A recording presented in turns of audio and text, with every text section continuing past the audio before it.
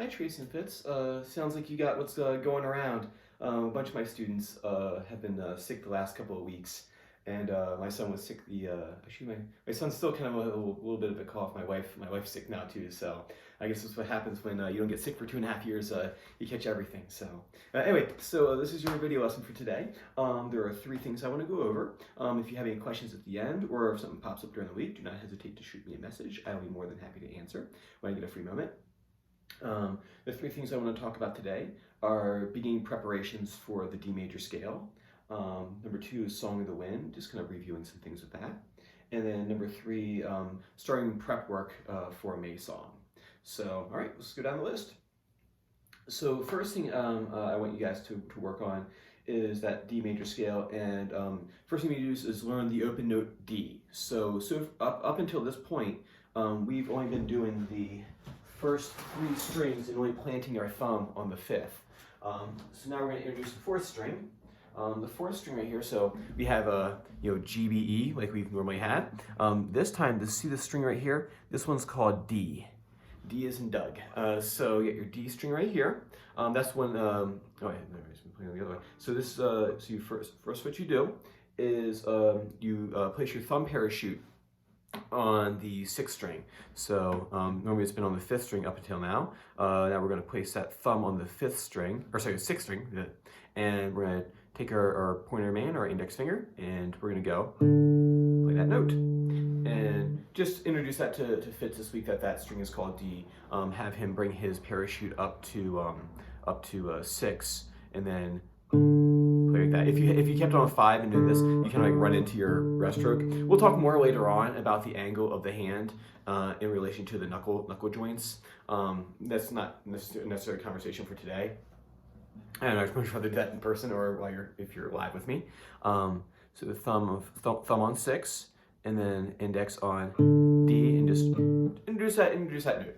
Maybe do like a note game where you kind of like call out different notes. But then you have to consider the fact that that he knows D here. So we can call that like middle. So like what you do is call this middle D, the one on the 2nd string 3rd fret. And if he gets confused, call this middle D, and then call this one low D, because that'll probably be the lowest D that we have for a while. And as soon as you start tuning the 6th string down to a D, he'll be old enough to not need that help. So we got low D, and then we have middle D. If you're curious, eventually what we'll have when we get towards the end of book 1, we'll have high D up here. So anyway, call that D. Next is place the ring finger. So take his ring finger, and what you're gonna do is you're gonna place that on the 4th string, 4th fret. So you just bring his hand up here and just put his finger on that 4th string, 4th fret right here. What you want to do is so up till now we've been having his hand kind of like in this orientation. What you want to have him do is take his 3rd finger, his hand, and turn it towards the pinky side of the hand. So you're here normally, and what you do is just take your hand and turn it this way. Here, take the hand and turn it towards the pinky side, so you rotate this way. And the knuckles should be kind of like level with the bottom of the neck. So that's how you know if you got it right. If you're like this, yeah, it's angled downwards this way. That's not what we want. We want that like maybe for over here, but on this side of the guitar, you want to have it knuckles level with the neck right here. And that note's F sharp. So literally just have him practice. Hey, there's F sharp, right? Yeah, there's the F sharp right there. And you can call that like middle F sharp, Right? All right, and then next thing is Song of the Wind. What I want you to do this week is review the letter names of the right hand. So we have thumb, P, index I, M, middle, and A for the ring finger. So you can make a game like have him point to like which one's which. So is this I, whatever game you guys want to play. Use the games that I use in the room. And so review those letter names with him, and then for Song of the Wind, if you look at the actual sheet music, it starts with the middle finger. So make sure that he's starting Song of the Wind with the middle finger. You can do a game maybe with him. If you go, okay, let's play the first 2 notes of Song of the Wind and see if he can start with the right one. Start with that middle finger.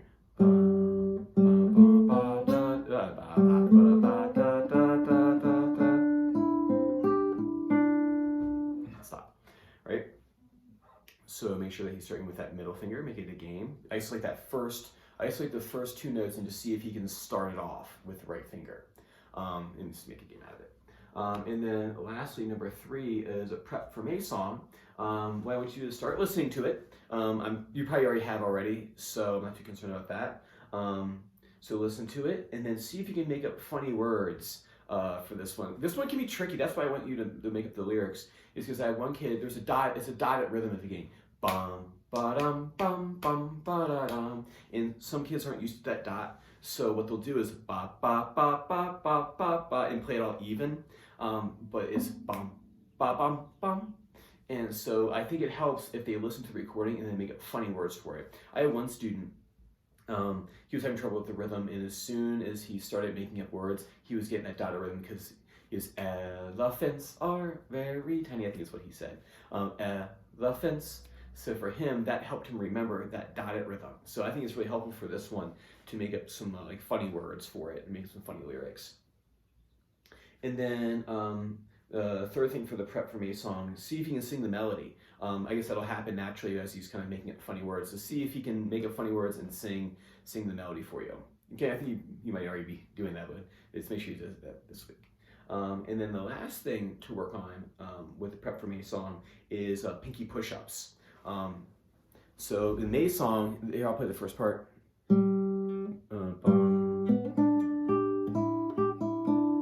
That right there. Making sure that we work on our pinky push-ups for that opening part right there. So this week, make sure to make a game out of getting that pinky up, pinky down. And if since you're already doing the G tonalization, that pinky's already kind of working already. But make sure that we kind of get to the top. Actually, you can do this. This is what you should do: is do your G tonalization.